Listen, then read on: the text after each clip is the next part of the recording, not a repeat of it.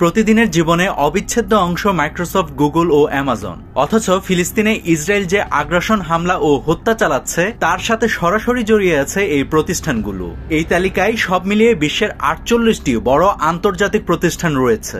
এমন চাঞ্চল্যকর তথ্য জানা গেছে জাতিসংঘের এক প্রতিবেদনে। এই প্রতিবেদন প্রকাশ করেছেন ফিলিস্তিনি অঞ্চলে নিযুক্ত জাতিসংঘের বিশেষ দূত ফ্রান্সিসকা আলবানিজ। এই ভয়ঙ্কর তথ্য সামনে আসাতে ক্ষেপে গিয়েছেন মার্কিন প্রেসিডেন্ট ডোনাল্ড ট্রাম্প। ট্রাম্প প্রশাসন আলবানিজের উপর নিষেধাজ্ঞা জারি করেছে। আলবানিজ তার প্রতিবেদনে যেসব প্রতিষ্ঠানের নাম দিয়েছেন তাদের বিরুদ্ধে গাজায় চলমান আগ্রাসন ও গণহত্যায় ইসরায়েলকে সরাসরি সহায়তা করার অভিযোগ উঠেছে। প্রতিবেদনে বলা হয়েছে, অস্ত্র নির্মাতা ও বড় প্রযুক্তির প্রতিষ্ঠানগুলোর জন্য পরীক্ষা নিরীক্ষার আদর্শ ক্ষেত্র হয়ে উঠেছে গাজা। তারা চাহিদা অনুযায়ী যোগান দিয়ে যাচ্ছে, তাতে নেই কোনো জবাবদিহিতা। ফলে বিনিয়োগকারী ও সরকারি বেসরকারি প্রতিষ্ঠানগুলো নির্বিঘ্নে মুনাফা করার সুযোগ পাচ্ছে।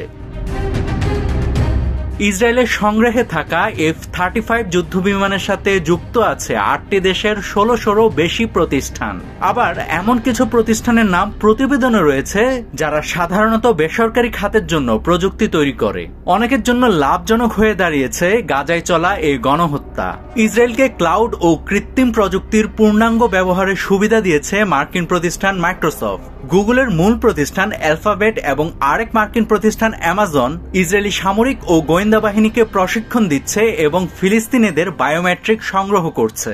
সফটওয়্যার কোম্পানি IBM ও ইতালির লিওনার্দো SPA ইসরায়েলের সামরিক খাতের অন্যতম যোগানদাতা। জাপানের FANUC কর্পোরেশন অস্ত্র তৈরির রোবোটিক যন্ত্রপাতি সরবরাহ করে থাকে ইসরায়েলে। মার্কিন প্রতিষ্ঠান ড্রোমন্ড ও সুইস প্রতিষ্ঠান গ্লেনকোরের কয়লা ইসরায়েলের বিদ্যুৎ উৎপাদনের কাজে ব্যবহার করা হয়।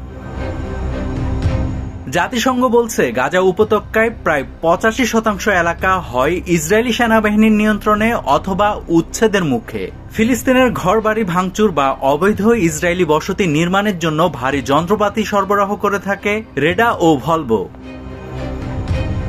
মেক্সিকান মালিকানাধীন নেটাফিম পশ্চিম তীরে পানি উত্তোলন ও ব্যবহারের উপযোগী করার প্রযুক্তি সরবরাহ করে ইসরায়েলে। এদিকে Booking.com ও Airbnb অবৈধ বসতিতে ঘরবাড়ি ও হোটেলের তালিকা দিয়ে ইসরায়েলি দখলদারিত্বকে স্বীকৃতি দিয়েছে। ফ্রান্সের প্যারিবাস ও যুক্তরাজ্যের বার্কলেস যুদ্ধকালীন সময়ে ইসরায়েলকে সুদের হার নিয়ন্ত্রণে সহায়তা করেছে।